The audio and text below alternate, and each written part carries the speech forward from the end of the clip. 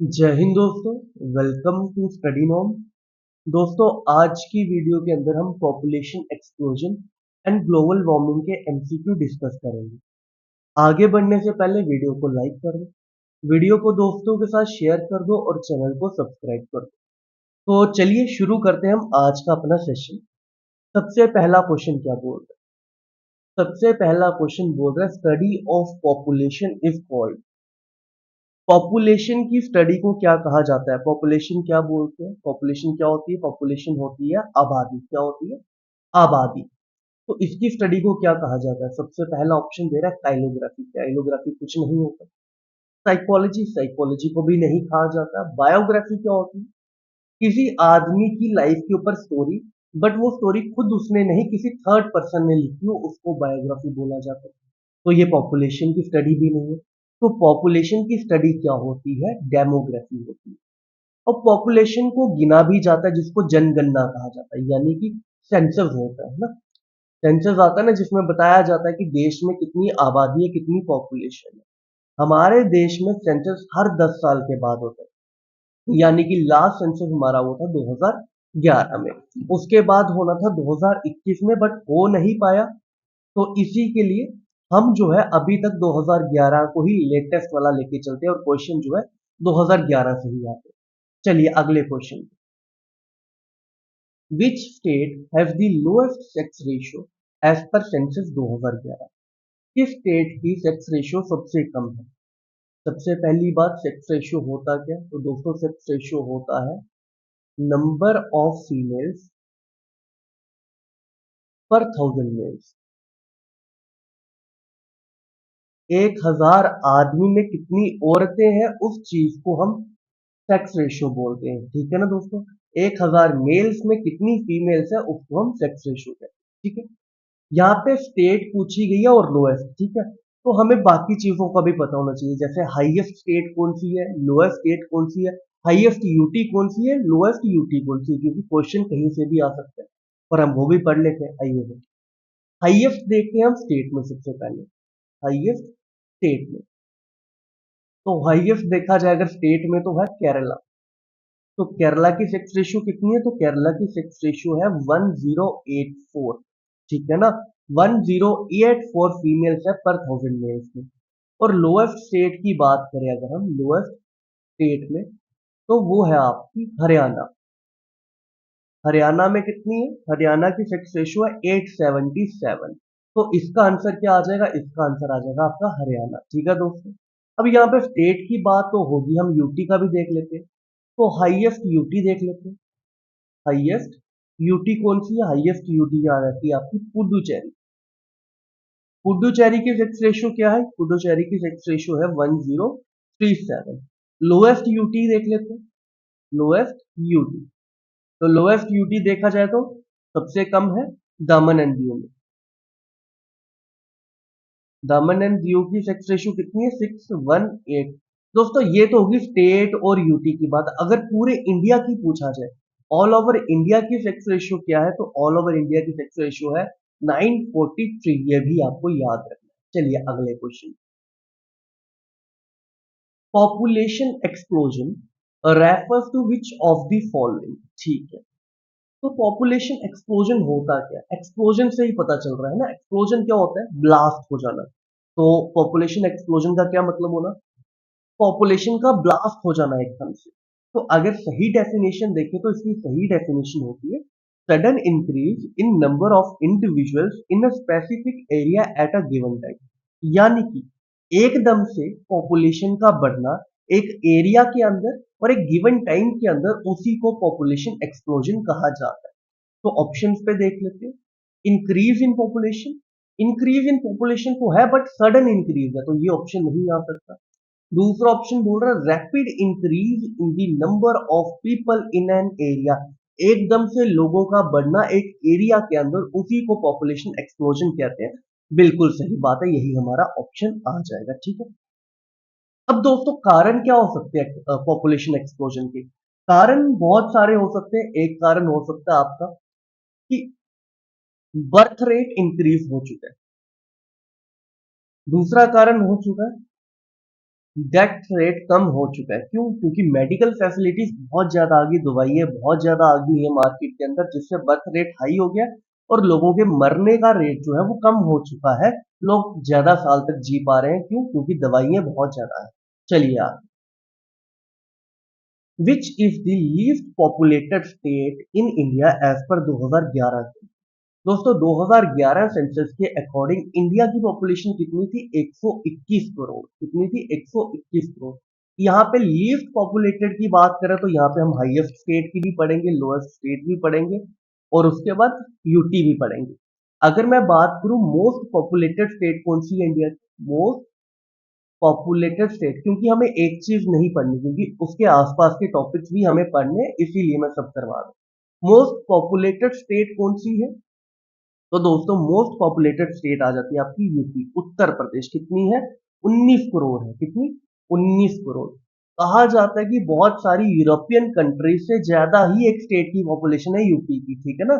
UP अकेला ही इतनी population लेके बैठा है जितनी की यूरोपियन की कुछ कंट्रीज, पूरी कंट्रीज की नहीं है। समझ रहे हो? उसके बाद बोले, इसीलिए बोला जाता है कि इलेक्शंस के टाइम पे यूपी बहुत इंपॉर्टेंट स्टेट हो जाती है, क्योंकि आबादी ही बहुत ज्यादा है, ठीक है ना। लीस्ट पॉपुलेटेड स्टेट कौन सी आ जाती है दोस्तों? लीस्ट पॉपुलेटेड स्टेट आ जाती है आपकी सिक्किम। अब सिक्किम की कितनी है? सिक्किम की है आपकी लगभग 6 लाख पॉपुलेशन, ठीक है। लगभग 6 लाख। तो इसका ऑप्शन का आंसर क्या आ जाएगा? सिक्किम आ जाएगा, ठीक है दोस्तों। अगर यूटी की बात करूं, यूटी में मोस्ट की बात करूं, मोस्ट पॉपुलेटेड की, तो आ जाती है दिल्ली। और लीस्ट पॉपुलेटेड की बात करूं तो वो आ जाती है आपकी लक्षद्वीप, ठीक है दोस्तों। चलिए अगले question, which of the following periods is known as the period of population explosion? Population explosion का पीरियड कौन सा है 2011 से अपने पूरे सेंसस के अकॉर्डिंग, ठीक है दोस्तों। पीरियड डिवाइड करे गए हुए हैं सेंसस के अकॉर्डिंग अगर देखा जाए तो 1901 से लेके 1921 तक जो पीरियड है उसको कहा जाता है स्टेशनरी ग्रोथ या फिर स्टैग्नेंट ग्रोथ। ग्रोथ। अब इसी के बीच में एक टाइम ऐसा है 1911 से लेके 1921 तक जहां पे नेगेटिव ग्रोथ भी देखने को मिली है, इसी के बीच में, ठीक है। नेगेटिव ग्रोथ भी देखने को मिली है। उसके बाद आता है 1921 से लेके 1951 तक। 1921 से 1951 को बोला जाता है स्टेडी ग्रोथ, स्टेडी ग्रोथ। उसके बाद आता है 1951 से लेके 1981 तक, इसको बोला जाता है पॉपुलेशन एक्सप्लोजन, ठीक है ना।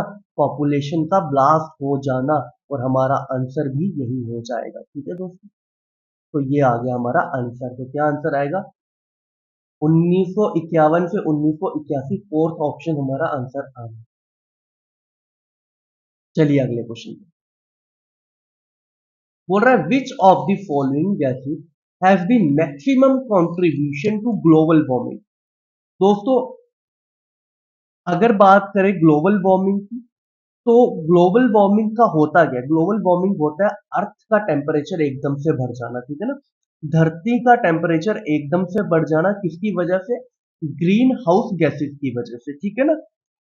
अब ग्रीन हाउस गैसेस कौन कौन सी होती है दोस्तों? ग्रीन हाउस गैसेस जो होती है वहां पे हम लिख देते हैं, सबसे पहली आ गई कार्बन डाइऑक्साइड। क्या?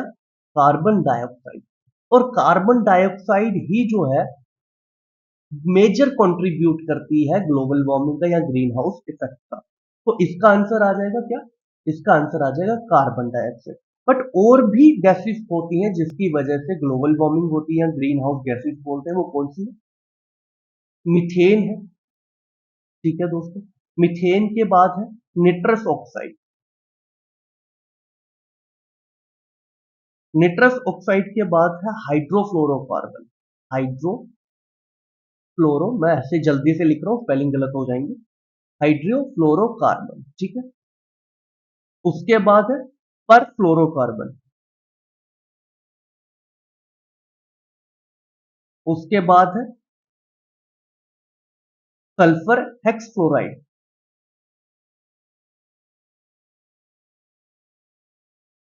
ये जो है ये सारी की सारी क्या है? ग्रीन हाउस गैसेस है। अब दोस्तों मैन मेड कॉजेज भी होते हैं जिसकी वजह से ग्रीन हाउस इफेक्ट होता है या जिससे ग्लोबल वार्मिंग होती है। क्या क्या चीजें हैं? एक है डिफॉरेस्टेशन, यूज ऑफ व्हीकल्स है, क्लोरोफ्लोरोकार्बन है जो कि आपके कहाँ से निकलती है, एसी से निकलती है, ठीक है, रेफ्रिजरेटर से निकलती है। इंडस्ट्रियल डेवलपमेंट हो जाता है, एग्रीकल्चर होता है, अवर पॉपुलेशन होता है। नेचुरल कॉजेज भी होते हैं। अब नेचुरल कॉजेज कौन कौन से होते हैं? नेचुरल कॉजेज होते हैं वॉल्केनो, वाटर वेपर्स, ये सब जो है ये सब ग्लोबल वार्मिंग को अफेक्ट करते हैं, ग्लोबल वार्मिंग को बढ़ाते हैं। ठीक है दोस्तों, चलिए अगले क्वेश्चन पे चलते हैं। तो इसका आंसर हमें कार्बन डाइऑक्साइड मिल चुका है। What does UNF triple C stands for? तो दोस्तों आई होप इसके लिए तो आपको ज्यादा कष्ट लेने की जरूरत नहीं है, तो इसकी आपको पता होना चाहिए। तो क्या है? United Nations framework convention on climate change, ठीक है ना। United nation framework convention on climate change इसका आंसर है। अब इसका एक चीज और याद रखिए, वो क्या है? इसका हेडक्वार्टर कहाँ पे है, क्योंकि डायरेक्ट हेडक्वार्टर पे क्वेश्चन आता है। तो इसका हेडक्वार्टर है, याद रखना, बॉन जर्मनी में। कहाँ पे? बॉन जर्मनी में। चलिए अगले क्वेश्चन पे। विच of the following gases is not considered a direct green house gases? अभी हम पढ़ के आए, जस्ट अभी पढ़ के आए, कौन कौन सी गैसेस होती है देखिए। Carbon dioxide, methane, nitrous oxide, hydrofluorocarbon, perfluorocarbon, sulphur hexafluoro. तो इस हिसाब से जो हमारा आंसर है, मीथेन होती है, निट्रस ऑक्साइड होती है, कार्बन डाइऑक्साइड इफेक्ट करती है, बिल्कुल करती है। ऑक्सीजन नहीं करती, तो हमारा आंसर क्या आ जाएगा? ऑक्सीजन ही आ जाएगा। चलिए अगले क्वेश्चन पे। बोल रहा है which of the following state having the highest density of population? अब डेंसिटी क्या होती है दोस्तों? डेंसिटी होती है पर स्क्वायर किलोमीटर में कितने लोग रहते हैं, ठीक है, पर स्क्वायर किलोमीटर में कितने लोग रह रहे हैं उसको डेंसिटी बोला जाता है। अगर इंडिया की बात करें ऑल ओवर, तो इंडिया की डेंसिटी कितनी है? तो ये है 382 पीपल पर स्क्वायर किलोमीटर। पर स्क्वायर किलोमीटर जब मैं बोल रहा हूं तो इसका मतलब होगा पीपल पर स्क्वायर किलोमीटर, ठीक है दोस्तों। हाईएस्ट की बात करें स्टेट में, हाईएस्ट की बात करें अगर हम स्टेट में, तो आ जाता है आपका क्या? बिहार। तो आपसे हाईएस्ट का ही पूछा गया, तो आंसर क्या आ जाएगा? बिहार आ जाएगा। लोएस्ट की बात करूं तो लोएस्ट में आ जाएगा स्टेट में, ठीक है, लोएस्ट स्टेट में क्या आ जाएगा आपका? ये आ जाएगा अरुणाचल, अरुणाचल प्रदेश, ठीक है। अब हाईएस्ट की बात कर रहे हैं कहां पे? यूटी में, क्योंकि यूटी भी इंपॉर्टेंट हो जाता है, यूटी से भी क्वेश्चन आ जाता है। तो हाईएस्ट यूटी में कितनी? दिल्ली, ठीक है। दिल्ली में बोला जाता है कि लगभग 11,000 के समथिंग लोग जो है पर स्क्वायर किलोमीटर में रहते हैं। सोच लो कितना घनापन होगा आबादी में, बहुत ज्यादा घनापन होगा। लोएस्ट की बात करें तो लोएस्ट यूटी में देखा जाए तो कौन सा हो जाता है? Andaman and Nicobar, Andaman and Nicobar. चलिए अगले question. In global warming the temperature of, किसका टेम्परेचर है जो बढ़ता है ग्लोबल वार्मिंग के टाइम पे? ये आपसे पूछा जा रहा है, ठीक है दोस्तों। देखते हैं क्या आंसर आएगा इसका। तो बोल रहा है ट्रोपोस्फेयर का इंक्रीज होता है, आयनस्फेयर का होता है, मीजोस्फेयर का होता है, स्ट्रेटोस्फेयर का होता है। इसके लिए आपको जो है लेयर्स पता होनी चाहिए एटमॉस्फेयर की। सबसे नीचे वाली लेयर कौन सी होती है दोस्तों? सबसे नीचे वाली लेयर होती है ट्रोपोस्फेयर। कौन सी? ट्रोपोस्फेयर। ट्रोपोस्फेयर के ऊपर, इससे ऊपर कौन सी लेयर होती है? इससे ऊपर लेयर होती है स्ट्रेटोस्फेयर। कौन सी? स्ट्रेटो। स्ट्रेटो के ऊपर क्या आ जाएगी? स्ट्रेटो के ऊपर आ जाती है आपकी मीजो, मीजोस्फेयर, ठीक है। मीजो के ऊपर कौन सी आ जाती है? मीजो के ऊपर आ जाती है आपकी थर्मो। थर्मो के ऊपर कौन सी आ जाती है? थर्मो के ऊपर आ जाती है आपकी एक्सोस्फेयर, ठीक है। ये सारी जो है आपको लेयर्स मैंने बता दी। तो जो ग्लोबल वार्मिंग होती है वो सबसे नीचे वाली लेयर पे होती है, यानी कि ट्रोपोस्फेयर में होती है। तो इसका आंसर क्या आ जाएगा? ट्रोपोस्फेयर इंक्रीज हो जाता है। टेम्परेचर कहाँ का बढ़ जाता है? ट्रोपोस्फेयर का टेम्परेचर जो है बढ़ जाता है। सबसे नीचे वाली लेयर का टेम्परेचर एकदम से बढ़ जाता है जब ग्लोबल वार्मिंग होती है, ठीक है ना। धरती का टेम्परेचर जब बढ़ता है तो ये वाली लेयर जो है क्या हो जाती है? इंक्रीज हो जाती है, इधर का टेम्परेचर इंक्रीज हो जाता है। चलिए अगले क्वेश्चन पे। Burning of fossil fuels result in, fossil fuels क्या होता है? लाइक आपका पेट्रोल का जलाना, डीजल का जलाना, कोयले का जलाना, इससे क्या होता है? इंक्रीज्ड ऑक्सीजन लेवल बढ़ जाता है, ठीक है। कार्बन का एमिशन हो रहा है, कार्बन के एमिशन से ऑक्सीजन लेवल कैसे बढ़ जाएगा, गलत है। डिक्रीज्ड ग्रीन हाउस गैसेस, कि हम जितना ज्यादा पेट्रोल जलाएंगे, जितना ज्यादा कोयला जलाएंगे, उससे क्या होगा, हमारा अर्थ जो है ठंडा होता जाएगा। क्यों? क्योंकि ग्रीन हाउस गैसेस जो है कम हो रही है। नहीं, बिल्कुल नहीं। इंक्रीज्ड ग्रीन हाउस गैसेस, बिल्कुल। ग्रीन हाउस गैसेस बढ़ेंगी, टेम्परेचर बढ़ेगा, तो यही हमारा आंसर आ जाएगा। जब हम कोयला जलाएंगे, पेट्रोल जलाएंगे, डीजल जलाएंगे, यानी कि फॉसिल फ्यूल को जलाएंगे, तो क्या होगा, टेम्परेचर बढ़ जाएगा धरती का। तो टेम्परेचर बढ़ेगा, क्यों? क्योंकि ग्रीन हाउस गैसेस जो है बढ़ रही है धरती की तरफ, ठीक है। चलिए अगले क्वेश्चन पे, sorry. Which of the following is a green house gas? अब ये मुझे लगता है कि हमने इतना का पढ़ लिया है अभी इसी लेक्चर में, कि आप इसको बिना देखे भी बता पाओगे, ठीक है ना, समझे भी। तो इसका आंसर क्या आएगा, निट्रस ऑक्साइड आ जाएगा, क्योंकि मैंने सारी गैसेस पढ़ा दी है जो ग्रीन हाउस गैसेस होती है। चलिए आगे दोस्तों, अब ये क्वेश्चन क्या कह रहा है, which one of the following is incorrect about green house effect? सबसे पहला ऑप्शन बोल रहा है life on earth is possible due to green house effect. बिल्कुल सही बात है, यहाँ पे इनकरेक्ट की बात करी गई है, ठीक है ना, गलत कौन सा है दोस्तों?